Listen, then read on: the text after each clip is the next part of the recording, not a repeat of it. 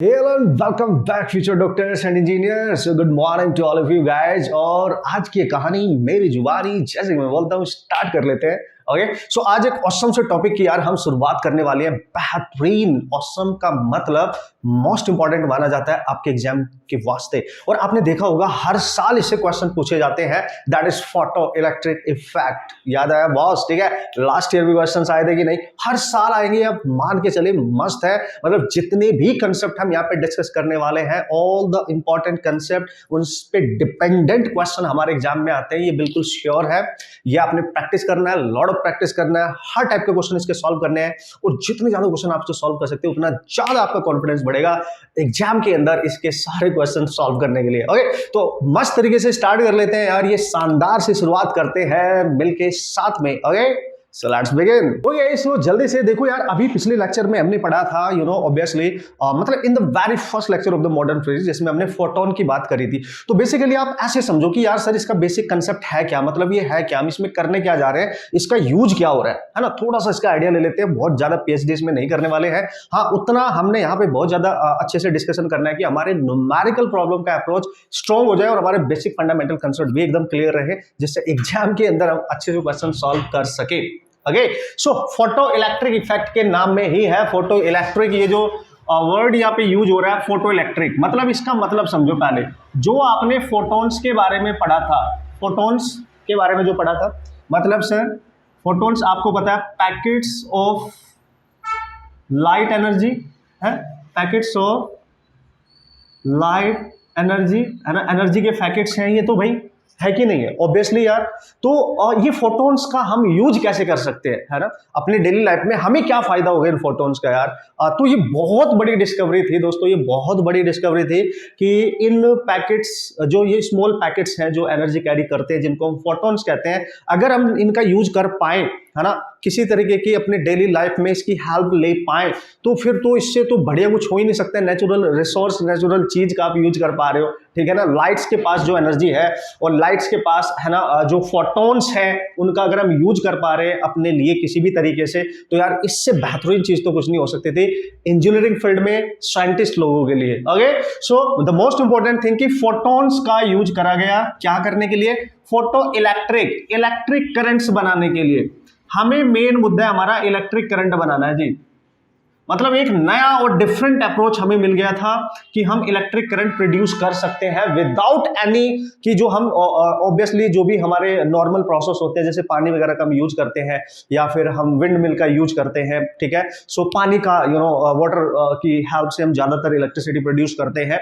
तो इतना पानी कहाँ से आएगा? हो सकता है खत्म हो जाएगा. तो फोटोन्स के थ्रू भी आप इलेक्ट्रिक करंट बना सकते हो. ये बेहतरीन डिस्कवरी. ओके सो इसमें जो कंसेप्ट यूज हो रहे हैं बेसिकली उनको हम कैसे बेटर अंडरस्टैंड कर सकते हैं वो आपने सीखना है आज. और इसकी बारीकी से, मतलब डीप नॉलेज हम यहाँ पे लेने वाले हैं फॉर द पर्पज ऑफ कि हम एक बेटर अंडरस्टैंडिंग के साथ क्वेश्चन को अप्रोच करने जाएंगे. और आज इस लेक्चर में इसका बेसिक सारा बेहतरीन तरीके से आइंस्टाइन फोटो इलेक्ट्रिक इक्वेशन तक हम क्रैक करेंगे. इससे ज्यादा इसमें नहीं पढ़ेंगे, जिससे एक माइंड सेट तो आपका स्ट्रॉन्ग बने यार. क्योंकि मैंने आपको जस्ट पढ़ाना नहीं है, मैंने आपको सिखाना है ना, how to understand the concept in better way and the most importantly how to apply these concept to solve the numerical problems. This is the main thing, है ना. पढ़ तो आप कहीं से भी सकते हैं, ठीक है. तो अप्रोच आपने सीखना है, टेक्निक आपने सीखनी है कि किस तरीके से क्वेश्चंस को अप्रोच करना है, ठीक है. सो कम ऑन. तो यार फोटो इलेक्ट्रिक इफेक्ट है, तो क्या इफेक्ट था ये? हम तो इलेक्ट्रिक करंट बनाएंगे सर. इलेक्ट्रिक करंट बनाने का तो और भी बहुत सारे तरीके हो सकते हैं सर. बिल्कुल, जैसे अगर आप मतलब आपने इलेक्ट्रॉन्स ही निकालना है ना. फोटो इलेक्ट्रिक इफेक्ट में हम क्या करते हैं? इलेक्ट्रॉन्स को इमिट करते हैं किसी मेटल सरफेस से, बेसिकली अगर मैं बात करूं, ठीक है. तो और भी बहुत सारे तरीके से, जैसे थर्मोआयनिक, है ना, थर्मोआयनिक एमिशन भी आप करा सकते हैं. थर्मोआयनिक एमिशन भी आप करा सकते हैं और फील्ड एमिशन भी आप करा सकते हैं. फील्ड अप्लाई करके एमिशन ही तो कराना है, मतलब इलेक्ट्रॉन्स को किसी मेटल सरफेस से बाहर ही तो निकालना है. थर्मोआयनिक करो, टेम्परेचर डिफरेंस वहां पे क्रिएट करो, ड्यू टू हाई टेम्परेचर की वजह से वहां पे इमिशन करा दो आप, या फील्ड अप्लाई कर दो, जैसे इलेक्ट्रिक फील्ड अप्लाई कर दे उसकी वजह से आप इमिशन करा दो इलेक्ट्रॉन्स का. मतलब आफ्टर ऑल आपने क्या कराना है? इलेक्ट्रॉन्स को इमिट ही तो कराना है. But the most important thing जो हमारे पास मिली, यहाँ पे हमें अलग से टेम्परेचर अप्लाई करना पड़ रहा है, यहाँ पे अलग से हमें फील्ड अप्लाई करना पड़ा है. यहाँ पे हम नेचुरल लाइट का यूज कर रहे हैं, फोटोन्स का यूज कर रहे हैं यार. ट्राई टू अंडरस्टैंड, ठीक है। सो हम फोटॉन्स का यूज कर रहे हैं, इसलिए वेरी वेरी वेरी इंपॉर्टेंट है ना, मॉडर्न फिजिक्स में one of the most important ये कंसेप्ट माना जाएगा ऑब्वियसली। ओके, तो यहां पे हमने फोटॉन्स का यूज करा है ना, इन दिस प्रोसेस, यानी photo electric effect is the process, this is the process. बस आप थोड़ा सा फील आपको आ गया होगा कि मैं क्या करने जा रहा हूं, है ना, और हम इसमें क्या करने वाले हैं और ये हमें कैसे बेनिफिट देने वाला है, और आफ्टर ऑल हम किसकी कैलकुलेशन यहां पे करने वाले हैं। सो this is the process of what is that sir, electrons emission है, इलेक्ट्रॉन्स एमिशन कहां से सर, फ्रॉम मेटल सरफेस। कैसे सर, कैसे है ना, कैसे आपने इलेक्ट्रॉन मेटल सरफेस से कैसे आप इमिट करा सकते हो अपने आप ही, है ना, व्हेन लाइट मतलब सर फोटॉन्स, है ना, फोटॉन्स की बात कर रहा है वो, है ना, इलेक्ट्रोमैग्नेटिक रेडिएशंस जो आएंगे आपके पास, जो लाइट्स होगी, जो फोटॉन्स होंगे, इंसिडेंट ऑन सरफेस। जब वो फोटॉन्स सरफेस पे इंसिडेंट करेंगे तो जो इलेक्ट्रॉन्स है वो फोटॉन्स को खा लेगा, उसका वो खाना है, वो उसको एब्जॉर्ब करेगा। तो फोटॉन्स मतलब एक एनर्जी है, इलेक्ट्रॉन उसको लेगा और इलेक्ट्रॉन के पास एनर्जी आएगी तो वो भागने की कोशिश करेगा। क्या बात कर रहे हो, है ना। जैसे आपके पास पैसे वैसे नहीं थे, ठीक है, दोस्तों के संग आपने पार्टी में जाना था और आप ही ने पार्टी देनी है, दोस्तों ने आपको जबरदस्ती बोला भाई पार्टी दो आज तो पार्टी दो भाई, ठीक है, और आपके पास तो पैसे ही नहीं थे, ठीक है, तो आप कैसे पार्टी देते? So there is no movement at all. तो आपके अंदर एक लो फील करोगे, आपके अंदर एनर्जी ही नहीं होगी, कॉन्फिडेंस ही नहीं होगा एक तरीके से, अगर मैं सही बात करूं तो। लेकिन आपने रिक्वेस्ट करके कहीं ना कैसे भाई पैसे अरेंज कर लिए, बस जैसे ही घर वालों ने आपको पैसे दिए ऐसे दौड़ लगाओगे ना फटाक से, है ना, ऐसे निकलोगे ना, उनको बिना बताए भी फटाक, एनर्जी मिल गई आपको, एनर्जी, है ना, now you are free to move. तो वो यही कह रहा है कि जब हमें बाहर से एनर्जी मिलती है तो हम एक्टिवेट कर लेते हैं अपने आप को, हम एकदम एक्टिव हो जाते हैं उस एनर्जी को लेके। हम बैठे तो नहीं रहेंगे ऑब्वियसली, तो भागेंगे जरूर, है ना, भागना स्टार्ट करेंगे जरूर, ठीक है। सो ऑब्वियसली तो वो यही बोल रहा है कि जब फोटॉन्स को किसी मेटल सरफेस पे स्ट्राइक कराया जाएगा, किसी लाइट को किसी मेटल सरफेस पे स्ट्राइक कराया जाएगा, तो उस मेटल के अंदर जो फ्री इलेक्ट्रॉन्स होते हैं, मेटल है भाई, फ्री इलेक्ट्रॉन्स होंगे, तो उनको एनर्जी मिल रही है, तो उनको एनर्जी मिलेगी, और जो इलेक्ट्रॉन वहां से एनर्जी गेन करेगा तो वो मेटल सरफेस से बाहर आने की कोशिश करेगा, और बाहर आने के बाद भागने की कोशिश करेगा। तो दो काम होते हैं उस एनर्जी से। आइंस्टाइन इक्वेशन जो डिपेंड है ना, conservation, this effect is depend upon conservation of energy. Try to understand man, conservation of energy, feel करो। पढ़ तो हम लेंगे, इसमें ज्यादा कोई टाइम लगेगा नहीं हमें, कैलकुलेशन में उतनी बिल्कुल भी लेंदी नहीं होने वाली, फॉर्मूले भी उतने लेंदी नहीं है, कोई भी कंसेप्ट इतना लेंदी नहीं है, बट आपको फील करना पड़ेगा पहले, है ना। You just try to understand कि आप क्या हो, आप इलेक्ट्रॉन्स हो, आप सब इलेक्ट्रॉन्स हो। मैं आपको एनर्जी दे रहा हूं, ठीक है, मैं आपको पढ़ा रहा हूं, सिखा रहा हूं, फंडे, concept, tricks, each and everything, है ना। तो आप बिल्कुल एक्साइटेड रहेंगे अगर आप उनको सीख रहे होंगे, फिर आप एग्जाम को कॉन्फिडेंस के साथ फोड़ने के लिए जाएंगे, तो आपके पास एनर्जी है, आपने बेहतरीन चीजें सीखी है, ठीक है। So it's just like something, मैंने आपको फोटॉन्स दिए, आपने उनको यूज करा, और आपने अपने लिए उनको यूज करने के बाद आप भागने की कोशिश करोगे, अब ना एग्जाम को फोड़ के आएंगे भाई, ठीक है। तो जब एनर्जी मिलती है तो मूवमेंट आता है हमारे अंदर, ठीक है, बस ये याद रखना है बॉस, ठीक है। अब वो डिपेंड करेगा कि कितने इलेक्ट्रॉन्स उस एनर्जी को यूज कर पा रहे हैं अच्छे से, कितने नहीं कर पा रहे हैं, ये आप समझ पा रहे होंगे, ठीक है। सो बिल्कुल similarly, so this is the process, photoelectric effect is the process of electron emission from the metal surface when the light photons incident on that surface. Simply you just remember this statement, okay. And obviously चूंकि यहाँ पे photons moving particle की हम बात कर रहे हैं, और डी ब्रोगली में हम ऑलरेडी ही बात कर चुके हैं दोस्तों कि जो भी मूविंग पार्टिकल्स होते हैं, मैटर होता है, मूविंग कंडीशन में उसके साथ वेव नेचर को रिप्रेजेंट करता है, वेव एसोसिएट होती है, ठीक है, सिंपल, हमें पता है। तो मतलब इसको हम बोल सकते हैं पार्टिकल नेचर, है ना। Photoelectric effect is the particle nature of light, ऐसे भी याद रखो आप, है ना। ये 2-3 पॉइंट है बेसिक तौर पे, आप डेफिनेशन के तौर पे बेहतरीन अंडरस्टैंडिंग के लिए आप इसको याद रखें। सो फोटो जो इलेक्ट्रिक इफेक्ट है, this is the particle nature of light, है ना। You just try to understand, and the most important thing, this is based on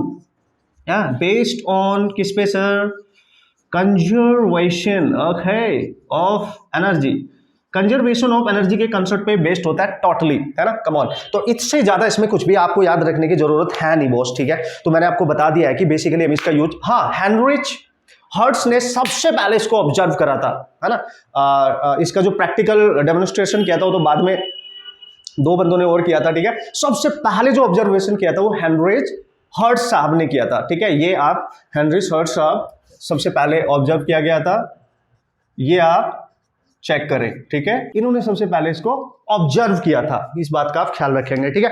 तो यहां पे जो मेन मुद्दे की बात होने वाली है कि इस इफेक्ट के थ्रू हम फोटोन्स का यूज कर रहे हैं एज ए एनर्जी, और हम उनको इंसिडेंट करते हैं किसी मेटल सरफेस पे, वहां पे इलेक्ट्रॉन निकलेंगे। इलेक्ट्रॉन जब निकलते हैं, इलेक्ट्रॉन का मूवमेंट होता है तो ऑब्वियसली करंट बनती है यार। इससे रिलेटेड जितने भी अब टेक्निक होने वाली है, जितने भी कंसेप्ट होने वाले, आगे धीरे धीरे हम लेक्चर में प्रोसीड करेंगे और उनको डिस्कस करेंगे। आज के इस लेक्चर में इससे रिलेटेड जितने भी मोस्ट इंपॉर्टेंट टर्म्स होते हैं जिनसे मिलकर बना है, उसकी हम बात कर लेते हैं। डेफिनेशन मैंने आपको क्लियर करा दिया, होप सो आपने बेहतरीन तरीके से इसको समझ लिया होगा। ओके, सो इससे रिलेट करने वाले जो मोस्ट इंपॉर्टेंट टर्म्स है जिनका हम यूज करेंगे, आइंस्टाइन साहब ने जिनका यूज करा अपने इक्वेशन को बनाने के लिए, सबसे पहले उनकी डिस्कशन कर लेते हैं मस्त तरीके से। तो क्या बोलती है पब्लिक बॉस, कैसा हो सकता है कि आपको कॉन्सेप्ट समझ में नहीं आए और आपसे क्वेश्चन नहीं होंगे? इम्पॉसिबल। ओके, आपको बेहतरीन ट्रैक पे मैं लेके जाऊंगा, ठीक है। सो कम ऑन, देखो यहाँ पे हम बार बार मेटल सरफेस की बात कर रहे हैं। ओके कम ऑन, तो लेट्स सी, मैं टर्म्स की बात कर रहा हूँ, कौन कौन से मोस्ट इंपॉर्टेंट टर्म्स है जो आपने यूज करना है। सबसे पहला, सबसे दूसरा और सबसे तीसरा। ओके सर, फिर उसके बाद चौथा, फिर पांचवा। ओके सर, तो सबसे पहली होती है दोस्तों थ्रेशोल्ड वेवलेंथ। सबसे पहले फ्रीक्वेंसी लिखो, frequency. Okay, most important term है मैन, ये तो बिल्कुल सपनों में आपके आना चाहिए, है ना। थ्रेशोल्ड फ्रीक्वेंसी को हम न्यू नॉट से डिनोट करेंगे, या अगर आपको करना है एफ नॉट, कुछ भी लिख लो, फ्रीक्वेंसी का एक सिंबल है, बस ऐसे समझे हम। और थ्रेशोल्ड फ्रीक्वेंसी हो गया सर, और हो गया threshold wavelength. Obviously frequency define कर दोगे, वेवलेंथ तो कर ही सकते हैं हम, so that is lambda naught. Okay, उसके बाद most importantly work function. Work function को या तो घपलू मतलब डब्ल्यू नॉट से आप डिनोट करें, और मोस्टली इसको 5 से भी डिनोट किया जाता है। सो टेंशन ही नहीं है भाई, किससे भी कर लो भाई, आपको नाम याद होना चाहिए भाई। ओके, अब क्या करेंगे सर?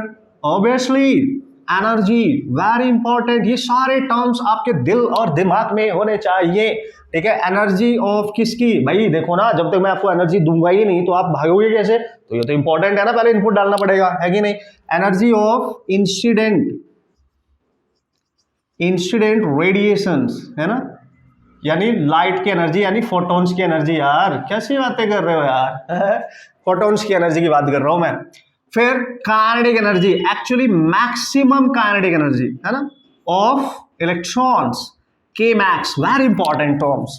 तो these are the important terms जो इसमें यूज होने वाले, पूरी कंसेप्ट में यूज होने वाला है। इन्हीं के इर्द गिर्द सारी हमारी पिक्चर चलने वाली है, मूवी है चलने वाली है। कैरेक्टर आपको मैंने पहले ही बता दिए, हाँ उनके बारे में डिटेल नहीं बताया, जिससे वरना मजा खराब हो जाएगा आपका, आपको मजा नहीं आएगा, ठीक है। फिर आप मूवी देखोगे ही नहीं। अब चलते हैं डिटेल एनालिसिस, इंट्रो करते हैं सबका अलग अलग, तो मजा आएगा कि नहीं? यस, आपको देखना पड़ेगा, यस है कि नहीं। Okay, so threshold frequency very important guys. पहले समझो डायग्राम के अकॉर्डिंग हम कैसे समझते हैं। सपोज करो मेरे पास एक मेटल सरफेस है, बिल्कुल सर, है ना। होले होले कंसेप्ट समझ लो, न्यूमेरिकल भी उड़ा डालेंगे हम, क्योंकि एक जस्ट इक्वेशन ही तो है, उसी का तो यूज करना है न्यूमेरिकल करने के लिए यार। हमारे पास ये है हमारा मेटालिक सरफेस, ओके सर, और इसके अंदर होते हैं बहुत सारे इलेक्ट्रॉन्स। ओके बॉस, इलेक्ट्रॉन्स है बॉस, इलेक्ट्रॉन्स, फ्री इलेक्ट्रॉन्स है बॉस। ये देखो बहुत सारे इलेक्ट्रॉन्स, मैंने जस्ट कुछ बना दिए। ओके, अब वो इलेक्ट्रॉन सारे इंतजार कर रहे हैं बेचारे, मतलब कोई तो एनर्जी दे, कोई तो खाना दे, हमारे पास भी एक्साइटमेंट आए, हम भी भागे यहां से, ठीक है। वो इंतजार कर रहे हैं। तो एक प्राणी को उनके ऊपर आ गई दया आ गई। वो क्या हुई? तो यहां से उसने डाली इनके पास एनर्जी। ओ ये एनर्जी आई, और ये किसकी एनर्जी है? फोटॉन्स को आई दया, फोटॉन्स। तो ये फोटोनिक एनर्जी यहां से आ रही थी, और फोटॉन्स की एनर्जी को हम डिनोट करते हैं, एक फोटोन के पास एनर्जी होती थी, याद करो, एच न्यू या एच सी बाई लैम्डा। आई बात समझ में boss? Yes, this is the energy, है ना। Energy of incident radiation, photons की एनर्जी को ई से डिनोट करेंगे आप।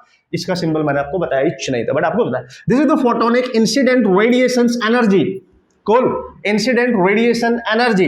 अब ये एनर्जी जब इस मेटल सरफेस पे स्ट्राइक करेगी तो जो भी इलेक्ट्रॉन इसको लेगा, और याद रखियो एक इलेक्ट्रॉन एक ही फोटोन की एनर्जी को खा सकता है, नॉट अलाउड कि एक इलेक्ट्रॉन दो की एनर्जी को खा लेगा, नॉट अलाउड। ओके, सो यहां पे देखो ध्यान से, यहाँ पे क्या होगा सर, जब ये फोटोन की एनर्जी इलेक्ट्रॉन खाएंगे तो ये इलेक्ट्रॉन जो है, मान लें इसने खाई, तो हो सकता है ये इसके अंदर से, मेटल के अंदर से इसके सरफेस तक आ जाए, सरफेस तक, लेकिन ये इससे आगे ना जा पाए। मतलब इसकी जो काइनेटिक एनर्जी है वो अभी जीरो ही है, वो अभी जीरो है। मतलब इस एनर्जी ने क्या किया, केवल इस इलेक्ट्रॉन को मेटल के सरफेस से बाहर तो लेके आ गई, बट उसको मूव नहीं करा पाई, उसको काइनेटिक एनर्जी नहीं दे पाई। ऐसा बहुत सारे इलेक्ट्रॉन के साथ हो सकता है, और कुछ इलेक्ट्रॉन्स इसमें ऐसे भी हो सकते हैं कि इसने एनर्जी ली और बाहर आने में कम खर्च करी और मूव करने में ज्यादा खर्च करी, बाहर निकल गया। तो लेट्स सी ये जो इलेक्ट्रॉन है ये बाहर निकल गया, और अगर ये बाहर जा रहा होगा तो तभी पॉसिबल है जब इसके पास मैक्सिमम काइनेटिक एनर्जी होगी। आइंस्टाइन साहब ने ऑब्जर्व करा अपने जो भी वहां पे इसके उनके ऑब्जर्वेशन थे। तो ध्यान से समझो, पहले अभी हम आइंस्टाइन इक्वेशन नहीं लिख रहे हैं, बट हम कंसेप्ट समझ रहे हैं ना। मतलब आने वाली एनर्जी को इलेक्ट्रॉन खाएंगे, मेटल से पहले बाहर निकलेंगे। यार वही वाली बात है, पापा ने आपको पैसे दिए, पहले घर से बाहर तो निकलना पड़ेगा ना आपको, अपने घर के मेन गेट से बाहर आओगे तभी तो दोस्तों से मिलोगे। समझो बात को। तो पहले ये सारे इलेक्ट्रॉन्स एनर्जी को लेंगे, मेटल के सरफेस से बाहर आएंगे, तो मेटल के सरफेस से बाहर आने तक उनको जितनी एनर्जी की रिक्वायरमेंट है, समझो जितनी एनर्जी की रिक्वायरमेंट है मेटल के सरफेस से बाहर आने तक, काइनेटिक एनर्जी गेन करने तक नहीं, बाहर आने तक, उसको बोलते हैं वर्क फंक्शन। उसी को कहते हैं वर्क फंक्शन।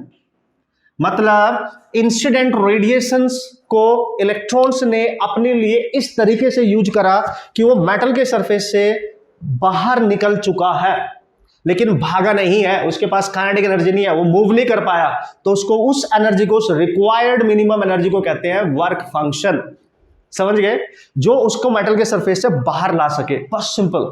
अब दूसरी मेन बात, ठीक है सर, तो ये वर्क फंक्शन किस पर्टिकुलर फ्रीक्वेंसी पे होगा? यहाँ पे मोस्ट इंपॉर्टेंट कंसेप्ट है फ्रीक्वेंसी का। तो जो एनर्जी होती है इंसिडेंट रेडिएशन, वो केवल देखो फ्रीक्वेंसी पे डिपेंड करती है। अगर आपने लिखा है न्यू, ये न्यू, या लिखा है लैम्डा, तो यहां पे जो न्यू है और लैम्डा है, ये दोनों है इंसिडेंट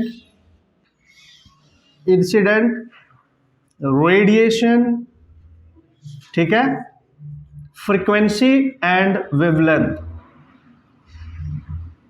याद रखियो बॉस, ठीक है, फ्रीक्वेंसी एंड वेवलेंथ, ऐसे ऐसे समझो आप, है? तो धीरे धीरे आपको चीजें समझ में आती जाएंगी। यस। अब वो पता क्या बोल रहा है कि भाई कैसे पता चलेगा वो इलेक्ट्रॉन बाहर निकल जाएगा, है ना? कैसे पता चलेगा वो इलेक्ट्रॉन बाहर निकल जाएगा? जो आने वाली एनर्जी है, जरूरी थोड़ा ही उसको खा के उसका पेट ही भर जाए, जरूरी थोड़ा ही वो उसको गेन करके उससे बाहर निकल ही जाए, है ना?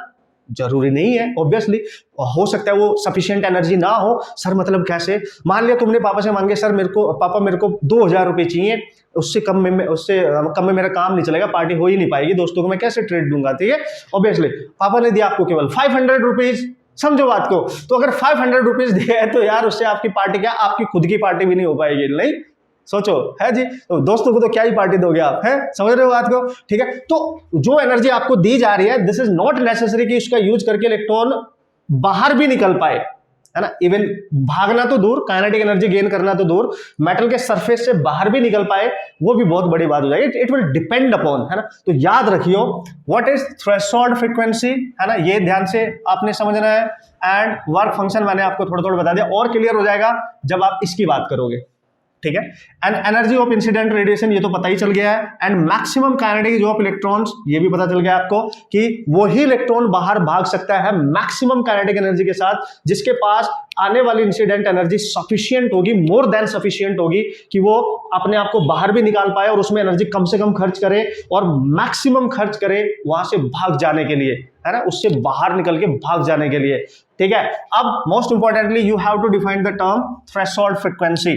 ओके, सो थ्रेशोल्ड फ्रीक्वेंसी को म्यू नॉट से डिनोट किया जाएगा, थ्रेशोल्ड वेवलेंथ को लैम्डा नॉट से डिनोट किया जाएगा। इस बात का आप ख्याल रखेंगे, तो मैं इसके बारे में लिखना जा रहा हूं, इस पे आप गौर करें, गौर फरमाए जरा, इस पे आप जरा गौर फरमाए। ओके बॉस, तो जल्दी से मैंने यहाँ पे लिख दिया है यार, आपको टाइम बचाने के लिए जल्दी से देखो समझा मैंने दिया है होने वाला क्या है। तो उसने बोला threshold frequency, how you can define it, come on guys.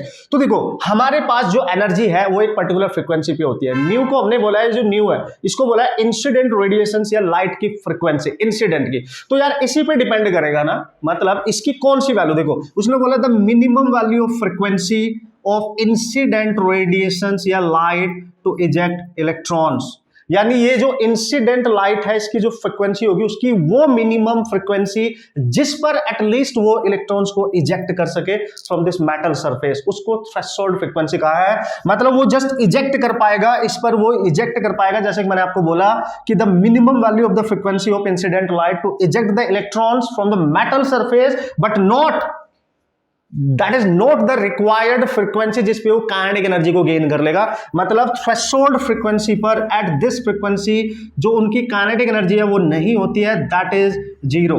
हाँ वो इजेक्ट हो जाते हैं, हाँ वो इजेक्ट हो जाते हैं फ्रॉम द मेटल सरफेस, उसके अंदर से बाहर आ जाएंगे बट उनको काइनेटिक एनर्जी नहीं मिलेगी अभी भी, समझ गए? मतलब वर्क फंक्शन हो रहा है उनपे, है ना? देखो directly related to the work function एक तरीके से, ठीक है? वर्क फंक्शन कौन सी मिनिमम एनर्जी थी? इंसिडेंट एनर्जी की वो मिनिमम वैल्यू जिसको गेन करके खा के वो उसके मेटल सरफेस के अंदर से बाहर रिजेक्ट हो जाएंगे, पर अभी भी वो भाग नहीं पा रहे हैं, उसको वर्क फंक्शन का नाम दिया था हमने।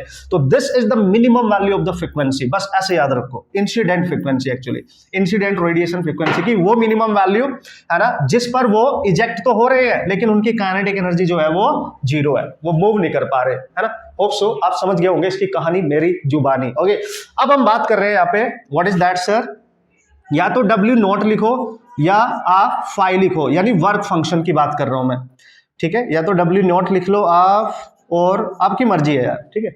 वर्क फंक्शन, तो दिस इज द, चूंकि ये जो वर्क फंक्शन होता है ये इसी फ्रीक्वेंसी पे होता है, थ्रेशोल्ड फ्रीक्वेंसी पे होता है। यार सीधी सी बात है, मतलब एटलीस्ट उतनी एनर्जी तो आपको देनी पड़ेगी ना कि आप वहां से एटलीस्ट बाहर तो निकलो, अपने घर से बाहर तो निकलो। मतलब 500 रुपए दिए थे आपको, 2000 चाहिए थे, 1500 दे दो चलो, तो आप बाहर निकल गए एटलीस्ट। तो पहले आप घूमते रहोगे, वही घूमते रहोगे, यार 500 का और हो जाए अरेंजमेंट तो फिर मैं जा सकता हूँ, मैं भाग सकता हूँ यहाँ से, मैं पार्टी वार्टी कर सकता हूँ। एटलीस्ट आपके अंदर, आप अपने घर से बाहर तो आए, आप किसी और से मांग रहे होंगे, हेल्प ले रहे होंगे, कुछ भी कर रहे होंगे, तो उतनी मिनिमम फ्रीक्वेंसी तो आपको वहां पे डालनी पड़ेगी कि इलेक्ट्रॉन्स उसको यूज करके बाहर तो निकले एटलीस्ट, है ना? काइनेटिक एनर्जी आएगी नहीं आएगी वो अलग बात है, ठीक है? So work function is totally related to this frequency, तो इसलिए उसने बोला the minimum energy of incident, ठीक है, लाइट, ठीक है, the minimum energy of incident light, ठीक है, incident light required to eject, समझ जाएंगे आप, इलेक्ट्रॉन्स फ्रॉम सरफेस, किसके सरफेस से? मेटल सरफेस, बात खत्म, है ना? From metal surface. And this work function totally depend, अगर मैं इसको फाई से डिनोट करूं, totally depend upon nu naught, है, थ्रेशोल्ड फ्रीक्वेंसी पे डिपेंड करता है दोस्तों। और we can write this phi equal to, यहां पे प्लैंक्स कांस्टेंट आएगा h न्यू नॉट, ठीक है? और ये आपका वर्क फंक्शन है, जूल में इसका अभी आंसर आप करेंगे, इसको ही आप ऐसे भी लिख सकते हैं, h न्यू नॉट की जगह लिख देंगे c ओवर लैम्डा नॉट, और म्यू नॉट है चूंकि ये this is the threshold frequency, इसमें जो वेवलेंथ यूज की जाएगी, जब आप c बाई लैम्डा लिखेंगे तो वो लैम्डा नॉट होगी, this is called as threshold wavelength, ठीक है? अगर मिनिमम ये फ्रीक्वेंसी है तो ये मैक्सिमम होनी चाहिए, ठीक है, दिस मैक्सिमम, है ना? तो थ्रेशोल्ड जो आपकी वेवलेंथ होती है इसको हम मैक्सिमम वेवलेंथ से डिनोट करेंगे, और इसको हम मिनिमम वेवलेंथ से डिनोट कर फ्रीक्वेंसी डिनोट करेंगे इंसिडेंट रेडिएशंस की, ठीक है ना? तो सिंपल है, इंपॉर्टेंट है, ये यहां से जूल में आएगा अभी, ये वैल्यू जूल में आएगी, नॉर्मली हम इसको इलेक्ट्रॉन वोल्ट में लेते हैं, ठीक है? बस हो रहा है, टेंशन नहीं लेने का, सारे टर्म्स हमने क्लियर अप कर लिए हैं, अब आइंस्टाइन इक्वेशन लिखेंगे और मचा डालेंगे, क्वेश्चन सॉल्व करना आपको सिखाऊंगा, टेंशन मत लो, ठीक है? तो ये टर्म्स आपके लिए बहुत जरूरी थे, है ना? ये टर्म्स आपके लिए बहुत जरूरी थे यार, कम से कम उतनी एनर्जी तो उसको मिले, मिनिमम एनर्जी उसको, कि वो मेटल के सरफेस से एटलीस्ट बाहर निकले, उसके पास काइनेटिक एनर्जी नहीं आएगी, वो भाग नहीं सकता, वो अलग बात है ना? समझ गए ना? तो अब हमें इतनी सफिशिएंट एनर्जी उसके ऊपर इंसिडेंट करनी पड़ेगी कि वो बाहर भी निकले और वहां से भागने भी लगे, तो भागते भागते अपने दोस्तों के पास भी पहुंच जाए बॉस, ठीक है? तो ये अब हम करने वाले हैं ऑब्वियसली, तभी इक्वेशन बनेगी हमारी एनर्जी कंजर्वेशन वाली। तो सारे टर्म्स आपके सामने हैं दोस्तों, सब कुछ आपके सामने क्लियर है। सो ये क्लियर होना बहुत जरूरी है यार, है ना। बुक से ये उतना बैडर अंडरस्टैंडिंग आपकी नहीं बन पाती है, क्योंकि उतना ध्यान से आप चीजों को ऑब्जर्व नहीं कर पाते। तो यहाँ पे मैंने सारी चीजें आपके साथ डिस्कस कर ली है। अब जल्दी से चलते हैं आइंस्टाइन फोटो इलेक्ट्रिक इक्वेशन, जिसने उनको दिलाया था Nobel prize. The most important equation to solve the numerical problem. Maximum question work function के फॉर्मूले से, जो मैंने यहाँ लिखा है, अभी इसकी दूसरी फॉर्म लिखूंगा मैं, और आइंस्टाइन इक्वेशन से ही तो सॉल्व होते हैं, उसी पे तो डिपेंडेंट न्यूमेरिकल आते हैं। क्या बात कर रहे हो यार, मचा डालेंगे बॉस, ठीक है। तो ये सो जल्दी से दूसरी इसकी फॉर्म मैं आपको बता देता हूं, दूसरा फॉर्मूला, यानी इलेक्ट्रॉन वोल्ट में आप इसको कैसे लिखने वाले हैं, जिसका हम यूज करने वाले हैं बेसिकली। तो फाई मैंने लिख दिया यहाँ पे, that is the work function, या आप डब्ल्यू नॉट लिख दो जैसे कि मैंने आपको बोला, ठीक है। सो अभी अभी मैंने लिखा एच न्यू नॉट है, या फिर आप लिखोगे h C by lambda naught. This is the threshold wavelength, है ना, ध्यान से समझना, threshold wavelength. Okay sir, this is your threshold wavelength and this is threshold frequency. Okay, threshold frequency. अब आपके दिमाग में ये सारे टर्म्स बेहतरीन तरीके से घूम रहे होंगे, ठीक है कि नहीं। तो ये हमें कन्वर्ट करना है, ये जूल में है, हमें इलेक्ट्रॉन वोल्ट में चाहिए यार, हमें तो चाहिए इलेक्ट्रॉन वोल्ट में सर। तो आप क्या करेंगे, इसको एच न्यू नॉट है, मान लिया, इसको ई से डिवाइड कर देंगे। E की वैल्यू आप सबको पता है 1.6 10⁻⁹ coulomb. This is the charge of one single electron. Okay, so ये इससे आप डिवाइड करेंगे और आपका ये आंसर आ जाएगा इलेक्ट्रॉन वोल्ट में, सिंपल है। या फिर इसको आप लिखेंगे h C by E into lambda naught. वो डिपेंड करेगा कि क्या डेटा क्वेश्चन में गिवन है, उसी के अकॉर्डिंग आप क्वेश्चन को सॉल्व करेंगे। फॉर्मूला आपके सामने है, इसमें कोई शक नहीं है। और इसी को आप ऐसे भी लिख सकते हो, इसी को आप ऐसे भी लिख सकते हो, अगर आपको याद हो मैंने आपको लिखाया था, चूंकि ये एक तरीके से वर्क फंक्शन एनर्जी है, मिनिमम रिक्वायर्ड एनर्जी है वर्क फंक्शन। तो अगर हम इसको कैलकुलेट कर रहे हैं तो 1 2 3 7 5 ओवर, ये लैम्डा के टर्म्स में अगर हम इसको लिखें, लैम्डा के टर्म्स में, तो लैम्डा को हमने लेना है एंगस्ट्रॉम में, ठीक है, एंगस्ट्रॉम में। तो ये फॉर्मूला आप डायरेक्ट यूज कर सकते हो, और इसको ऐसे भी लिख सकते हो आप 12400 ओवर लैम्डा इन एंगस्ट्रॉम, आप इसको ऐसे भी लिख सकते हो, ठीक है। ये फॉर्मूला अगर सारी वैल्यू देखो, ये भी कांस्टेंट है, ये भी कांस्टेंट है, सी भी पता होता है, एच भी पता होता है, ए भी पता हो, तो बची लैम्डा, यहाँ बची फ्रीक्वेंसी। अगर फ्रीक्वेंसी के टर्म्स में लिखना है तो आप डायरेक्ट ये formula as it is use कर सकते हैं, ठीक है। तो अगर फ्रीक्वेंसी गिवन होगी, ठीक है, अगर फ्रीक्वेंसी गिवन होगी तो फाई को आप लिखेंगे, इसकी जो वैल्यू होती है ना, मैंने आपको पहले बताया था, एच बाई ई की वैल्यू होती है 4.14 इंटू 10⁻⁻15, है ना। ये आपको याद रखना है, ये रेशियो जो होता है ना, ये रेशियो आपने याद रखना है, obviously very important, electron second, ठीक है। इसकी वैल्यू आपको याद रखनी है। तो यहां पे क्या करने वाले हो आप, 4.14 इंटू 10⁻⁻15 इंटू थ्रेशोल्ड फ्रीक्वेंसी, यहां से जो आंसर आएगा वो आएगा इलेक्ट्रॉन वोल्ट में। एंड दिस छोटा सा प्यारा सा एक्सप्रेशन है, no need to put the value of H और E, otherwise it will take long time to solve the problem. You just remember this value, this and multiplied by threshold frequency, आपको question बहुत जल्दी हो जाएगा very quickly.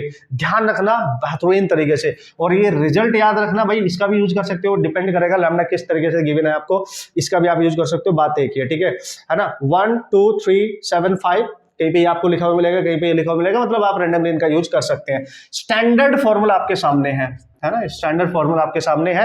Normally आप इनकी जो values है वो लेने वाले हैं इलेक्ट्रॉन वोल्ट में, जूल में अगर दे रखिए, you have to convert in electron volt.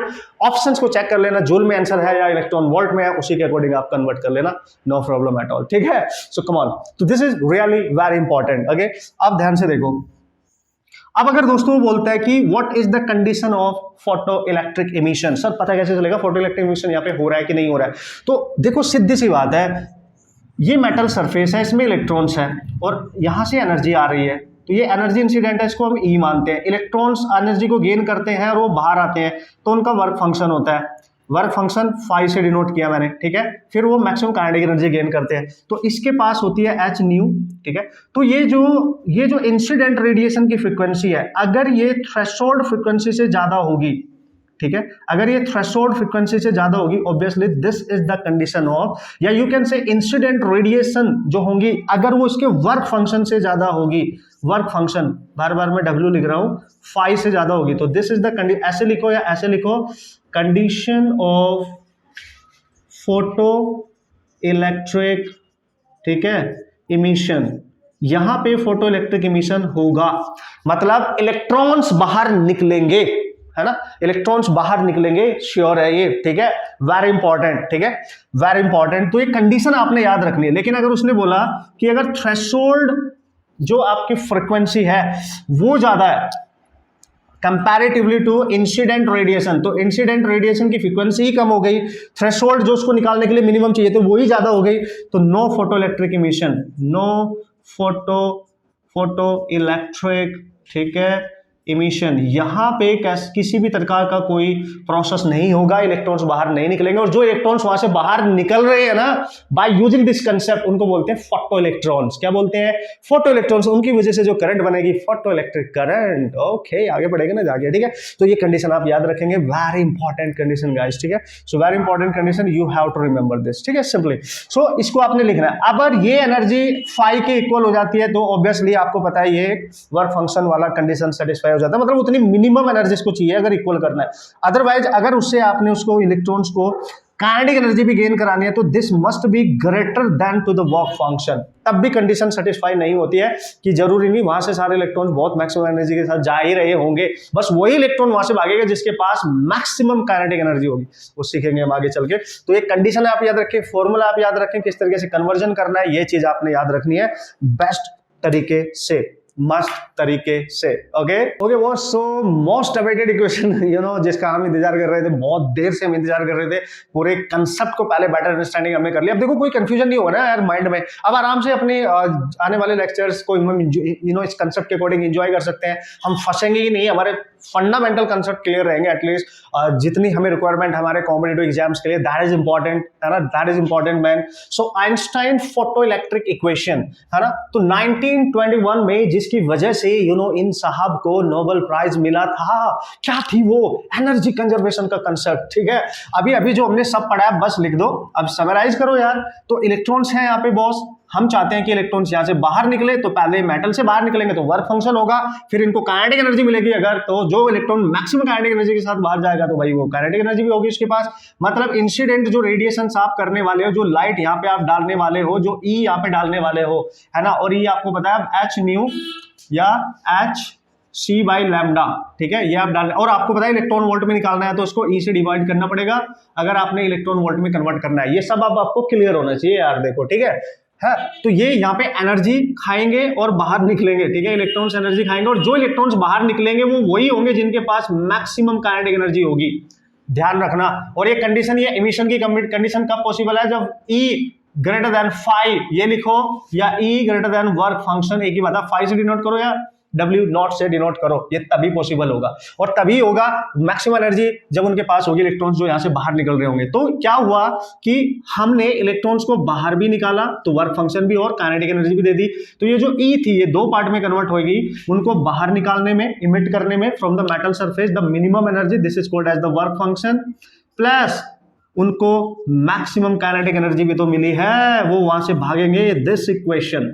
मतलब इंसिडेंट रेडिएशन की जो एनर्जी थी वो दो पार्ट में वहां पे यूटिलाइज हो गई, इसलिए कंजर्वेशन बोलते हैं, लॉस्ट नहीं, यूटिलाइज हो गई, ठीक है। सो ये E एक तो वर्क फंक्शन में यूज हो गई, द मिनिमम रिक्वायर्ड एनर्जी, है ना, तो emit the electron from this metal surface, है ना, और this is the maximum kinetic energy gained by the electron, जो वहां से भागेगा अब, जिसकी वजह से करंट बनेगी, जो भागेगा उसकी वजह से करंट बनेगी, जब तक इलेक्ट्रॉन मूव नहीं करेगा करंट तो नहीं बनेगी, फिर ये इफेक्ट हमारे लिए यूजफुल होगा ही नहीं, ऑब्वियसली हम चाहते हैं electric current banana. Okay, so this is the maximum kinetic energy, है ना, ऑफ द इजेक्टेड इलेक्ट्रॉन, ठीक है, and this is the work function. And ये जो वर्क फंक्शन होता है only depends on what is that nature, है, याद रखियो बॉस, याद रखियो बॉस, ठीक है, nature of what is that sir, metal, metal के नेचर पे डिपेंड करता है, मतलब केवल एंड केवल फ्रीक्वेंसी पे डिपेंड करेगा, इंसिडेंट फ्रीक्वेंसी डिपेंड करेगा, मेटल का जो नेचर उस पर डिपेंड करेगा,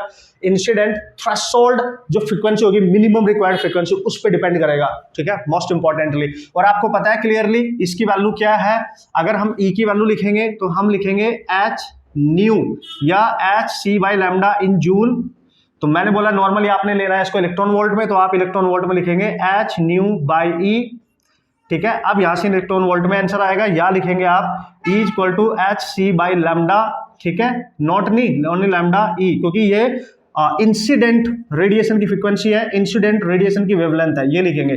और वर्क फंक्शन को कैसे लिखेंगे, अभी अभी लिखा है आपने, बस क्या फर्क है देखो, यहाँ पे इंसिडेंट फ्रीक्वेंसी, इंसिडेंट वेवलेंथ, यहाँ पे थ्रेशोल्ड है तो h न्यू नॉट लिखेंगे और बाई e, तो इलेक्ट्रॉन वोल्ट में आंसर आ जाएगा, अभी बताया था मैंने। और आप लिखेंगे h c by e into lambda naught, electron volt में आंसर आएगा। So we have to use this equation in electron volt. तो जो काइनेटिक एनर्जी है वो भी आपने लेनी है इन इलेक्ट्रॉन वोल्ट, ठीक है। काइनेटिक एनर्जी भी आपने इलेक्ट्रॉन वोल्ट में ही निकालनी है अगर ये दोनों इलेक्ट्रॉन वोल्ट में है तो। मोस्ट इंपॉर्टेंट, और आप सबको पता है दोस्तों, आप सबको पता है इसका दूसरा रूप आप कैसे लिख सकते हैं, इस वर्क फंक्शन को इधर लेके आओ तो E minus five is equal to K max, ठीक है सर। तो मतलब बाकी बची जो एनर्जी होगी उसको मैक्सिमम काइनेटिक एनर्जी देने में यूज हो जाएगी अगर टोटल इंसिडेंट में से मैं वर्क फंक्शन को हटा दो जो बाहर निकालने में यूज हुई थी, ठीक है। This is important. So E है minus five, you can write half M V max का स्क्वायर। बस ये इक्वेशन आपको यूज करनी आनी चाहिए दोस्तों, आपको इक्वेशन यूज करनी आनी चाहिए, इक्वेशन यूज करनी आनी चाहिए। इसके ज्यादा बहुत सारे रूप में डिफरेंट डिफरेंट कैटेगरी में इसको कन्वर्ट कर सकते हो, आपको कन्वर्ट करने की जरूरत नहीं है, आपको इक्वेशन का यूज करना आना चाहिए, ये इंपॉर्टेंट है। इससे ज्यादा फॉर्मूला याद रखने की कोशिश भी मत करना, कंफ्यूज होने की कोशिश भी मत करना, बस यूनिट पे ध्यान देना, वेरी इंपॉर्टेंट। तो you can calculate the velocity as well of the ejected electrons from the metal surface, जो इजेक्ट होंगे उनकी मैक्सिमम वेलोसिटी आप निकाल सकते हैं, जिस पे डिपेंडेंट बहुत क्वेश्चन आते हैं। यूज कैसे करेंगे वो सब मैं सिखाऊंगा। कंडीशन देख लो, नोबेल प्राइज इक्वेशन देख लो, आइंस्टाइन साहब ने जिसको बनाया था, ठीक है, इतना ही याद रखो इसके बारे में। फिलहाल इससे रिलेटेड जो ग्राफ्स हैं, डोल है, वो सब नेक्स्ट लेक्चर में बात करेंगे। फिलहाल इतना कंसेप्ट हमारे लिए सफिशिएंट है। कुछ न्यूमेरिकल करने सिखा देता हूं क्योंकि वो सबसे ज्यादा जरूरी है। इस पे डिपेंडेंट जो न्यूमेरिकल आते हैं डायरेक्ट आप उनको कैसे सॉल्व कर सकते हो, क्योंकि आफ्टर ऑल न्यूमेरिकल ही आते हैं। यस सर, समझ गए हम। मैं बहुत देर से बकवास किया जा रहा हूँ यार। थ्योरेटिकल कंसेप्ट को एक्सप्लेनेशन करना मेरे लिए भी हेडेक इन द सेंस आप भी उसमें थोड़े से बोर हो जाते हैं, लाइक, है ना। तो उसको समझना है ना, उसके लिए हिम्मत चाहिए मेरे को समझाने के लिए, आपको समझने के लिए, ठीक है। क्योंकि ऐसा लगता है यार सामने वाला उसको अच्छे से ऑब्जर्व कर रहा है कि नहीं कर रहा है। क्योंकि जब हम कोई इस तरीके की बातें कर रहे होते हैं जिसमें बहुत सारे थ्योरेटिकल से कंसेप्ट इन्वॉल्व होते हैं तो हम बोरिंग सा फील करने लगते हैं। लेकिन ये ही कंसेप्ट बिल्डिंग है, और अगर इसको आप सीखोगे नहीं अच्छे से तो आप न्यूमेरिकल नहीं कर सकते ना। इसलिए बॉस माइंड को समझाने का। Okay so here we go and this is the very first question. Okay सो सबसे पहला क्वेश्चन हम यहाँ पे डिस्कस करने वाले हैं मस्त तरीके से। क्या है देख लेते हैं उसकी कहानी। हर कैटेगरी क्वेश्चन मैं आपको करा दूंगा, टेंशन मत लो। बाकी नेक्स्ट लेक्चर में भी हम बहुत सारे क्वेश्चन डिस्कस करने वाले हैं, बट इस पे डिपेंडेंट क्वेश्चन कैसे कैसे आ सकते हैं और हमने कैसे सॉल्व करना है वो सब सीख लेंगे, ठीक है। सो this is the first question. उसने बोला the work function of a metal is W। इसने W दिया वर्क फंक्शन, जैसे मैंने बोला था आपको W मानो या फाई मानो, आपकी मर्जी है, ठीक है। सो उसने बोला work function of a metal is W and lambda is the wavelength of the incident radiation. Lambda is the wavelength of the incident, यानी वर्क फंक्शन दे रखा है आपको W, और जो इंसिडेंट रेडिएशन है, ये इंसिडेंट जो भी किसी मेटल सरफेस पे जाके स्ट्राइक करेंगे, ठीक है, इनकी जो वेवलेंथ दे रखी है वो लैम्डा दे रखी है, ठीक है। और इस इलेक्ट्रॉन को इससे बाहर निकालने के लिए जितनी एनर्जी चाहिए वो वर्क फंक्शन है। सही है भाई। तो उसने अब बोल रहा है okay there is no emission of photoelectrons when, ओ कंडीशन पूछ रहा है, जस्ट कंडीशन पूछ रहा है यार, वाओ, कभी कभी ऐसे क्वेश्चन भी आ जाते हैं। उसने बोला एक भी इलेक्ट्रॉन बाहर नहीं निकलेगा, मतलब नो फोटो इलेक्ट्रॉन इमिशन है, नो फोटो इलेक्ट्रिक इमिशन, है ना। मतलब यहाँ फोटो इलेक्ट्रिक इफेक्ट हो ही नहीं रहा है, फोटो इलेक्ट्रिक इफेक्ट हो ही नहीं रहा। तो पता किस कंडीशन में ऐसा पॉसिबल होता है, याद करो यार, मैंने आपको बताया था कब होता है, अगर आपकी ई इंसिडेंट रेडिएशन की जो एनर्जी है वो लेस देन हो जाए वर्क फंक्शन से, है ना। अगर वर्क फंक्शन ज्यादा हो जाए, या आपने लिखा होगा थ्रेशोल्ड वेवलेंथ, अगर फ्रीक्वेंसी अगर ज्यादा हो जाती है इंसिडेंट फ्रीक्वेंसी से, तो यहाँ पे फोटो इलेक्ट्रिक इमिशन नहीं होता है। तो उसने कंडीशन आपकी जो दी है वो एनर्जी वगैरह लैम्डा के टर्म्स में दी है, तो ई को आप लिख सकते हो hc by lambda and less than, अगर ये इंसिडेंट कम है ऑब्वियसली उतनी एनर्जी आपको मिली ही नहीं कि आप वहां से भाग जाओगे, ठीक है। और इसको लिखोगे आप h किसके टर्म्स में लिखा है, वर्क के ही टर्म्स में लिखा है, तो नो प्रॉब्लम, तो इसको एज इट इज लिख सकते हो, ठीक है। तो आप देख सकते हो यहाँ पे इसको घपलू को नीचे लेके आओ, लैम्डा इधर लेके जाओ, तो hc बाई घपलू लेस देन लैम्डा, मतलब ये देखो ये वाली कंडीशन होगी, चेकआउट है ना, ऑप्शंस देखो, तो lambda is greater than to this value, है ना, तो लैम्डा इज ग्रेटर देन, देखो ये ग्रेटर देन, तो hc बाय घपलू। इस कंडीशन में आपका फोटो इलेक्ट्रिक इमिशन नहीं होगा। जब आपकी इंसिडेंट रेडिएशंस की वेवलेंथ इस वैल्यू से ज्यादा होगी तो नहीं होगा। इस कंडीशन को आप सेटिस्फाई करा सकते हो। Check out your options, you can solve the problem. Hopes आपको मिल गया होगा है। चलो, तो कंडीशन भी आपको अप्लाई करनी आनी चाहिए, तो तभी तो पता चलेगा आपके बेसिक फंडामेंटल कांसेप्ट क्लियर है कि नहीं है। क्या बात कर रहे हो, है कि नहीं? यस, यही बात कर रहे हैं सर, समझ गए हम, टेंशन नहीं लेने का। अब चलते हैं कुछ numerical value type of problems. Okay okay, so here we go on, this is the second question. जल्दी से देख लेते हैं, इससे एक बेहतरीन क्लैरिटी आपको मिलेगी कंसेप्ट के अकॉर्डिंग। जो मैंने लिखा है तो उसको अप्लाई करके देखते हैं, मस्त तरीके से आपके फंडे क्लियर हो जाएंगे। उसने बोला if a surface has a work function this, एक सरफेस है उसका वर्क फंक्शन है, ये मेटल का सरफेस होगा, इसका वर्क फंक्शन दे रखा है आपको, और वर्क फंक्शन को हम डिनोट कर रहे हैं, W लिख लो या फाई लिख लो, तुम्हारी मर्जी है, 3 इलेक्ट्रॉन वोल्ट। ठीक है, 3 इलेक्ट्रॉन वोल्ट यहाँ पे वर्क फंक्शन है। और अच्छी बात यह है यूनिट दे रखी है इलेक्ट्रॉन वोल्ट में, so no problem at all. The longest wavelength of the light which will cause the emission of electrons, मतलब यहां से जो लाइट आएगी, यहां से जो लाइट आएगी है, और यहाँ पे जो फोटो इलेक्ट्रिक इमिशन यहाँ पे होने वाला है, तो बताओ उसकी लॉन्गेस्ट, है ना, वो पूछ रहा है लॉन्गेस्ट वेवलेंथ क्या होगी। तो लॉन्गेस्ट वेवलेंथ का मतलब होता है आपसे लैम्डा नॉट पूछ रहा है ना, थ्रेशोल्ड वेवलेंथ आपसे पूछ रहा है, उसको लॉन्गेस्ट वेवलेंथ आप नाम देंगे। जब वर्क फंक्शन गिवन है, ऑब्वियसली लॉन्गेस्ट वेवलेंथ आपकी लैम्डा नॉट पूछ रहा है, समझना बात को, ठीक है। यानी इंसिडेंट रेडिएशन की वो मैक्सिमम वेवलेंथ आपने निकालनी है जिस पे फोटो इलेक्ट्रिक इमिशन हो जाएगा। तो यार कमाल है यार, आपको वर्क फंक्शन दे रखा है और लैम्डा पूछ रहा है, तो वर्क फंक्शन का कौन सा फॉर्मूला आप यूज करने वाले हैं, hc/e इंटू लैम्डा नॉट, क्योंकि ये इलेक्ट्रॉन वोल्ट में इसलिए ई से डिवाइड कर दिया है। तो मैं यहां लिखूंगा 3 electron volt is equal to hc/e lambda naught. देखो h की वैल्यू पुट करो, c की वैल्यू पुट करो, e की वैल्यू पुट करो, तब जाके लैम्डा नॉट आएगा। Not use this process, this is the lengthy one. आप फंस जाओगे, कैलकुलेशन में फंस जाओगे। अभी मैंने एक फॉर्मूला बताया था, उसका डायरेक्ट यूज करो, ठीक है। h की वैल्यू नहीं पुट करेंगे, c की वैल्यू नहीं पुट करेंगे, e की वैल्यू नहीं पुट करेंगे, otherwise it will take long time to solve the problem. Come on, try to understand. अभी मैंने आपको लिखाया था, जब भी इस टाइप का क्वेश्चन आएगा यू हैव टू यूज, जैसे वर्क फंक्शन इलेक्ट्रॉन वोल्ट में दे रखा है, या तो यूज करो 12375 ओवर लैम्डा जो भी होगा इन एंगस्ट्रॉम, आपने यूज करना है। एंगस्ट्रॉम में आएगा, मतलब जो भी आंसर आएगा, आप अगर आप इसका यूज कर रहे हो तो एंगस्ट्रॉम में आंसर आएगा, तो आपने इसका यूज करना है। या आप यूज कर सकते हो इलेक्ट्रॉन वोल्ट में 12400 ओवर लैम्डा जो भी होगा वो एंगस्ट्रॉम में लेना है, ये ध्यान रखेंगे आप, ठीक है। तो हमें तो यहाँ पे लैम्डा निकालना है, तो निकाल लेते हैं ना एंगस्ट्रॉम में, और जो ऑप्शन गिवन होगा उसके अकॉर्डिंग मैच करा लेंगे। अब तुम्हारे सामने समस्या आएगी, सर इसका यूज करूं या इसका, भाई दोनों का यूज करके देख लेते हैं, दोनों से near by same he answer आएगा, तो कंफ्यूजन ही खत्म हो जाएगा एग्जाम के अंदर। जो भी तुम्हें याद रहेगा उसी को अप्लाई कर देना, देख लो कम ऑन, इसका यूज मत करियो, है ना, वो बावले वाले काम मत करियो। मॉडर्न फिजिक्स में जैसे मैं स्टार्टिंग से बोलते आ रहा हूँ, इजी क्वेश्चंस आते हैं, फॉर्मूला बेस्ड आते हैं, बट कैलकुलेशन में फंसा देगा। स्मार्ट वर्क अगर अपने अच्छे से नहीं करा तो आप फंसते ही रह जाओगे, ठीक है, इसके अकॉर्डिंग। चलो देखो यहां से निकालो, मान लिया वर्क है आपके पास 12375 ओवर लैम्डा है एंगस्ट्रॉम में, अंडरस्टूड है, ये निकालना है लॉन्गेस्ट वेवलेंथ लैम्डा नॉट।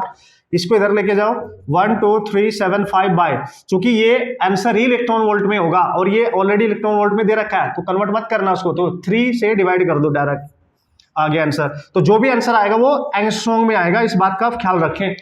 तो देख लेंगे लैम्डा नॉट कितना आएगा सर, 3 से डिवाइड करो, देखो 4 1, ठीक है, 4 1 और देख 3 से डिवाइड करोगे 3 और 12 को डिवाइड करो 3 से, तो 4 आएगा, फिर 1, फिर 2, ठीक है, फिर 5, बस ये आ गया, इतना एंगस्ट्रॉम आएगा आपके पास, ठीक है। और अगर आप इसको लिखना चाहते हो according to the given options, angstrom में उसने आंसर नहीं दिया, उसने 10⁻⁷ में दिया है, तो 7 का मतलब यहां पे पॉइंट लगा देंगे, ठीक है, यहां पे पॉइंट लगा देंगे। देखो 1000 से डिवाइड कर दो ना इसको, देखो इसका 10⁻10 होता है ना, इसको आप कैसे लिखोगे 4125 इंटू 10⁻10, तो लैम्डा नोट को आप लिख सकते हो 4.125 इंटू 10⁻7, 3 0 हमने डिवाइड कर दिया और यहाँ पे पॉइंट आ गया। तो इसको लगभग किसके इक्वल आ रहा है, देख लो 4.13 इंटू 10⁻7, क्योंकि 5 ज्यादा है तो ये 3 हो जाएगा। So this is your answer, इतना metre is your answer. Come on, हो गया, फटाक से हो गया।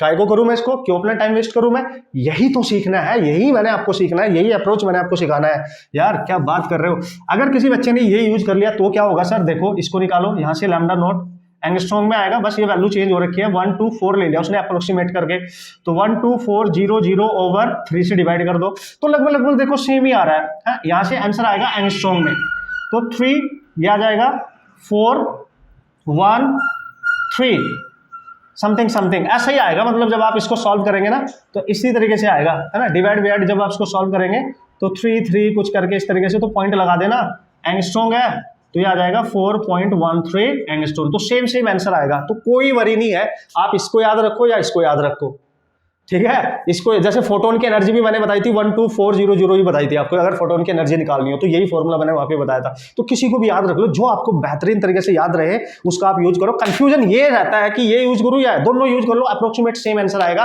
एग्जाम के अंदर, टेंशन नहीं लेने का। So this is the way you can crack the problem very easily. Okay, चलते हैं नेक्स्ट क्वेश्चन की तरफ। Okay, so here we go and this is the next question. मजा आ रहा होगा अब आपको एप्लीकेशन करने में, कॉन्सेप्ट का यूज करने में। अभी तक हमने स्टॉपिंग पोटेंशियल वगैरह कुछ सीखा ही नहीं, ग्राफ वगैरह कुछ सीखे ही नहीं यार, क्या बात कर रहे हो। फिर भी बेहतरीन तरीके से आइंस्टाइन इक्वेशन और वर्क फंक्शन के एग्जैक्ट फॉर्मूले पे क्वेश्चन कैसे आते हैं, उनको कैसे क्रैक कर सकते हो, उनको आप सॉल्व कर सकते हो, क्योंकि मोस्ट ऑफ द प्रॉब्लम उन्हीं पे डिपेंडेंट होती है। सिखा रहा हूं ना, मस्त है ना, टेंशन मत लो, बढ़िया सीखेंगे। Light of, next question, light of two different frequencies. हाँ ठीक है जी, दो डिफरेंट फ्रीक्वेंसीज की लाइट है। मान लिया एक मेटल सरफेस है मेरे पास, पहली लाइट डाली मैंने, ये समझना, ये लाइट डाली, इसकी फ्रीक्वेंसी अलग है, लाइट सी μ1, और इसी मेटल, सेम मेटल सरफेस पे, मतलब वर्क फंक्शन सेम है, फाइव लिखो या ये लिखो, ये सेम है जो भी है, 0.5 इलेक्ट्रॉन वोल्ट दे रखा है ना, 0.5 है ना। आप देखो ध्यान से, उसने बोला कि whose work function is 0.5 electron volt. नीचे वाली लाइन में चलो, तो उसने बोला डिफरेंट डिफरेंट फ्रीक्वेंसीज है, हैव द एनर्जी, यानी इस फ्रीक्वेंसी पे एनर्जी दे रखी है आपको 1 इलेक्ट्रॉन वोल्ट इंसिडेंट रेडिएशन की, और यहाँ पे फ्रीक्वेंसी आ रही होगी μ2 पर, यहाँ पे आपको दे रखी है 2.5 इलेक्ट्रॉन वोल्ट, है ना। दो अलग अलग एनर्जी आ रही है, उनकी अलग अलग इंसिडेंट रेडिएशन की इंटेंसिटी एनर्जी आपको दे रखी है। ओके, तो एक ही मेटल सरफेस पे जिसका वर्क फंक्शन इतना है, दोनों एनर्जी एक ही सरफेस पे एक्सट्रैक्ट कर रही है, और मेटल पे ही डिपेंड करता है, वर्क फंक्शन तो सेम होगा। Okay, so the ratio of the maximum speed of the emitted electrons, जब ये एनर्जी यहां डाली होगी तो यहां से जो इलेक्ट्रॉन निकला होगा उसकी स्पीड, लेट्स सी मैक्सिमम जो स्पीड है उसकी v1, और यहां से जो इलेक्ट्रॉन निकला होगा उसकी मैक्सिमम स्पीड है लेट्स सी v2।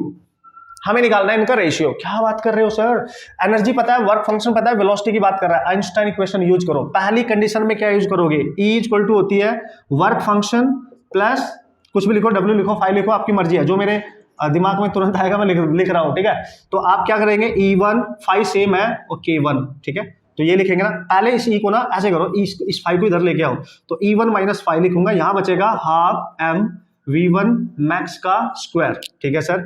और दूसरी इसके लिए इक्वेशन बन जाएगी फिर तो E2 minus five equal to half m v2 max का स्क्वायर, ये बन जाएगी सर। मजा आ गया यार, दोनों को डिवाइड कर दो। This is your first equation in first condition, this is second equation in second condition, divide both the equation. तो इसको डिवाइड करो उससे, यही करना है अगर इजीली क्वेश्चन करना है, और फाइव को इधर लेके आना है अगर इजीली क्वेश्चन करना है। तो देखो हाफ m v2 का स्क्वायर जो मैक्सिमम स्पीड है, और ये पूरा कैंसिल। E1 दे रखी है 1 इलेक्ट्रॉन वोल्ट, फाइव दे रखा है 0.5, और पेन आपकी इंक खत्म हो गई है सर, इंक ठीक है। तो यहां पे लिखो 2.5 minus 0.5, now you can right, यहां बचा आपके पास v1 ओवर v2, और ये मैक्सिमम वेलोसिटी है, ये अंडरस्टूड है, मान के चले आप, ठीक है। सॉल्व कर लो यार, सब्ट्रैक्शन करना है यार, अब तो बच्चों वाली बात है यार, बच्चों वाली। 1 minus 0.5 that is 0.5, 2.5 minus this is 2, और this is v1 over v2 का होल स्क्वायर। मैन पॉइंट हटाओ यार, 20 आएगा, तो आप इसको ऐसे तो लिख सकते हो v1 बाई v2 का whole square is equal to, point हटाओगे तो ये बनेगा 5/20, और इसको कैंसिल करो 1/4, तो v1 ओवर v2 का boss whole square that is 1/4, तो इसका स्क्वायर हटा के इस पे रूट आएगा, तो दिख रहा है आपको v1 by v2 is equal to 1/2, क्योंकि इस पे जो रूट आएगा that is 2। Cool, simple. This is the actually में the use of the photo, you know, Einstein photo electric equation जो आपकी है मोस्ट इंपॉर्टेंट, उसका यूज कैसे करते हैं वो बस आपको पता होना चाहिए।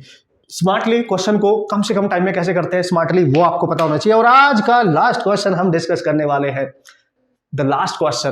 बाकी क्वेश्चन मैं नेक्स्ट लेक्चर में डिस्कस करूंगा, लेकिन ये लेक्चर की बेटर अंडरस्टैंडिंग होने के लिए क्वेश्चंस यहाँ पे जरूरी हैं जो मैं आपके लिए डिस्कस कर रहा हूं बॉस। ओके, आप तो खुश हो जाओ यार, थोड़ा सा तो खुश हो जाओ यार, मजा आता है आपको सिखाने में, ऑब्वियसली आपके फंडामेंटल कॉन्सेप्ट क्लियर करने में, बिल्कुल उसी लेवल पे, उसी पेस पे जो आप चाहते हो अपने नीट और जेईई मेंस एंट्रेंस एग्जामिनेशन के लिए। फालतू की बातें, नो बातें हैं, नो बातें एट ऑल। ओके, खुश रहेंगे, मस्त तरीके से पढ़ेंगे, एक्सप्लोर करेंगे, एग्जाम को क्रैक करेंगे, लास्ट में मिलकर पार्टी करेंगे, बेहतरीन तरीके से सब मिल गए, अगर आप रेडी होंगे तो। Okay so come on. Okay so here we go and the last question हमारे पास है, लेकिन एनर्जी डाउन नहीं होने का बॉस। लास्ट क्वेश्चन का मतलब एनर्जी डाउन नहीं होने का और एक्साइटमेंट के साथ काम करने का, क्योंकि आप मंजिल के पास पहुंच रहे हो तो ज्यादा एनर्जी आपके पास होनी चाहिए, ज्यादा एक्साइटमेंट आपके अंदर होना चाहिए, ज्यादा मोटिवेशन आपके अंदर होना चाहिए बॉस, क्योंकि मंजिल से पहले, जस्ट पहले हम हिम्मत हार जाते हैं, ठीक है। और वाइच नहीं करना है, हमने लास्ट तक लगे रहना है, इस क्वेश्चन को 4 डालना है। आप जल्दी से देख लो। अच्छा सर सही बोल रहे हो, यस सही बोल रहे हो। The kinetic energy, here is the question, you just read the question very carefully, write down the given values, apply the concept, solve कर डालो जब तक मैं ये बकवास कर रहा हूं। आंसर आना चाहिए आपका, ठीक है। Okay so the kinetic energy of photo electrons is a. अच्छा काइनेटिक एनर्जी को ई बोला है उसने, अच्छा घुमा रहा है हमारी बातों को, ठीक है। When the incident wavelength is lambda by 2, समझो जैसे बोला वैसे यूज करो, मजा आएगा क्वेश्चन करने में। मान लिया कुछ इस मेटल के सरफेस पे लाइट को इंसिडेंट कराया गया, और ये जो इंसिडेंट कराया गया इसकी कुछ एनर्जी होगी कुछ E1 मान लो, और इसकी जो वेवलेंथ दे रखी है वो लैम्डा बाई 2 है, तो हम लिखेंगे HC बाई लैम्डा बाई 2 है, ऐसे लिखोगे तो ये हो जाएगा 2HC बाई लैम्डा, है ना। जो भी इंसिडेंट एनर्जी है उसको हमने E1 ले लिया, और वो बोलता है कि यहां से जो इलेक्ट्रॉन इसको एनर्जी को गेन करके यहां से भागेगा, उसकी जो काइनेटिक एनर्जी है मैक्सिमम, उसको हमने माना है E, है ना। इनिशियल काइनेटिक एनर्जी को E मान लिया। ये ध्यान रखिए बॉस, ऐसे क्लियर बोला है क्वेश्चन में, बहुत केयरफुली पढ़ना होता है। The kinetic energy becomes 2E. Kinetic energy becomes 2E when the incident wavelength is lambda by 3. अगर इंसिडेंट वेवलेंथ को आप कम कर रहे हो तो काइनेटिक एनर्जी डबल हो गई। ओहो, और ये सेम है मेटल सेम है, मतलब इसका जो वर्क फंक्शन रहेगा फाई ये सेम है, मेटल सेम नहीं किया, बस उसने काइनेटिक एनर्जी जो वेवलेंथ है उसको चेंज करा है। तो इसकी वेवलेंथ जो होगी वो लैम्डा बाई 3 करी है, मतलब E2 जो हुआ होगा वो HC बाई लैम्डा बाई 3, तो 3 ऊपर जाएगा, ठीक है। तो यहां से जो इलेक्ट्रॉन अब इसको गेन करके बाहर भागेगा, उसकी जो काइनेटिक एनर्जी हो गई मैक्सिमम K2, वो हो गई डबल ऑफ इनिशियल, इससे डबल हो गई जो दे रखी थी। तो यार अप्लाई कर देंगे, क्या पूछ रहा है यार, work function of the metal is, what is the work function of this metal, work function निकालो, सिंपल है। दोनों कंडीशन में use the Einstein equation, solve the problem, come on. तो हमें पता है E इक्वल टू होता है बॉस 5 प्लस K मैक्स।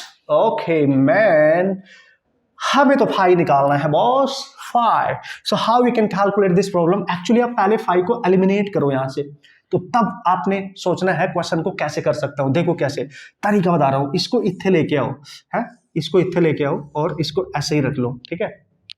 अच्छा E के टर्म्स में दे रखिए, लैम्डा के टर्म्स में दे रखिए, तो उसी के टर्म्स में उसी के अकॉर्डिंग हम सॉल्व करेंगे, ठीक है। ओके तो फाई को मैं लिख सकता हूं E माइनस K मैक्स। अगर मैं ऐसे सॉल्व करूं, ऐसे ट्राई करूं तो क्या होगा देखो, तो E को हम लिखेंगे HC बाई लैम्डा, और लैम्डा बाई 2 था तो 2HC बाई लैम्डा लिखते हैं, ज्यादा बेटर रहेगा। ओके सो अब क्या करेंगे सर, माइनस K मैक्स कितना दे रखा है sir E, this is your first equation. K max की वैल्यू दे रखी है इनिशियल कंडीशन में, दैट इज E। अरे मैक्स है यार, मैं कुछ ज्यादा ही वेव टाइप बना देता हूं, ठीक है। ओके कूल, अब हम लिखेंगे इस वाली कंडीशन में, इसी इक्वेशन में, ये वाली है ना, 5 सेम ही है। E यहाँ पे जो है अब उसको लिखोगे आप 3HC बाई लैम्डा, क्योंकि उसकी वेवलेंथ लैम्डा बाई 3 थी, और माइनस एनर्जी हो गई थी यहाँ पे kinetic energy actually 2E। Confuse मत होने का कि E तो सर इंसिडेंट एनर्जी होती, तो उसने उसको काइनेटिक बोल दिया E के टर्म्स में, हमने E1 E2 मान लिया था। फिर ये होगी सेकंड इक्वेशन। अब आप देखते हो 5 और 5 यहाँ पे सेम है, तो यहाँ पे ये 5 की वैल्यू यहाँ पुट कर सकते हो सॉल्यूशन करने के लिए, तो इस 5 को उठा के यहाँ पुट करो, तो ये आएगा 2HC by lambda minus E is equal to 3HC by lambda minus 2E। Simple है। तो देखो इस वाले 2E को E की साइड में करो, और ये HC लैम्डा वाले को इधर लेके जाओ, तो माइनस E पहले से ही है, इधर आएगा 2E, इधर है 3HC बाई लैम्डा, और इधर जाएगा माइनस 2HC बाई लैम्डा। हो गया, टेंशन मत लो, ये 2E minus E that is E और यहाँ पे बचा this is 3 minus 2 that is HC by lambda बचा। भाई 3 माइनस 2 है ना, देखो ना डिनोमिनेटर तो सेम ही है लैम्डा, तो HC बाई लैम्डा, यानी E की जगह अगर आपने पुट कर दिया HC बाई लैम्डा तो आपका आंसर बन जाएगा 5। You can calculate now, put this value in the very first equation, put in first equation, इसमें पुट करो। तो 5 निकालना था ना, वर्क फंक्शन निकाल लो, या इसमें पुट करो या इसमें, तुम्हारी मर्जी है, मैं इसमें पुट कर रहा हूं। H C by lambda minus E की value I H C by lambda, तो 2 में से एक सब्ट्रैक्ट करो तो 5 आ गया H C by lambda, and this is your final answer according to this condition, according to this question. This is your final answer. Check out your options, no problem at all. You can solve all the type of problem based on all the conditions. Okay, so बहुत सारे questions मैंने यहाँ पे discuss कर लिया है। बाकी question जो होते हैं वो स्टॉपिंग पोटेंशियल को रिलेट करके बनाए जाते हैं, वो हम आगे पढ़ेंगे, नेक्स्ट लेक्चर में पढ़ेंगे, क्योंकि पहले कंसेप्ट पढ़ना पड़ेगा ना यार। ठीक है, तो दोस्तों ओके सो इतनी सी थी कहानी मेरी जुबानी। आज के इस लेक्चर में मस्त तरीके से हमने सारे कंसेप्ट के ब्रेक डाउन कर लिए, उनको सीख लिया, उनको अप्लाई करना सीख लिया, और आप मजा आ गया होगा आपको। ठीक है, आपके फंडामेंटल कॉन्सेप्ट आप क्लियर हो गए होंगे। इस पे डिपेंडेंट जितने भी क्वेश्चन अभी तक आपके हिस्ट्री में नीट में मतलब नीट की हिस्ट्री में और जेईई मेंस की हिस्ट्री में आ चुके हैं, आप सॉल्व कर सकते हैं dependent on work function and equation. Okay, Einstein equation. So मचाते रहो दोस्तों, और खुश रहो, मस्त तरीके से मेहनत करते रहो, पॉजिटिव रहो, कॉन्फिडेंट रहो यार। मिलेंगे नेक्स्ट लेक्चर में ऑसम कॉन्सेप्ट के साथ। Okay, and all the best.